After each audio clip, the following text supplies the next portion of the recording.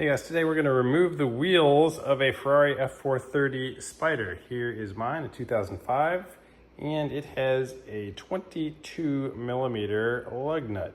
This is actually my first time removing these wheels, so I'm going to get my breaker bar out and I'm going to order a new 22 millimeter that has the rubber around it, made for taking off wheels to help protect them in the future. I'll put a link to one of those in the description, but for now, we're just taking the breaker bar and we are getting them just loosened so that we can lift the car.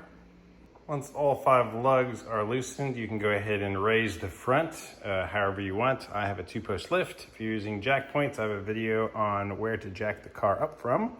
So I'm just going to lift it up enough to get the wheel off the ground. I'm just going to remove all 5 lug nuts.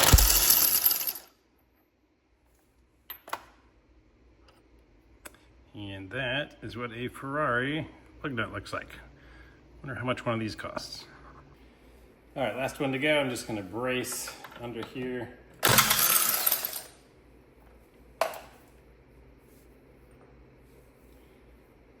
And gently pull away from the car and not scratch anything.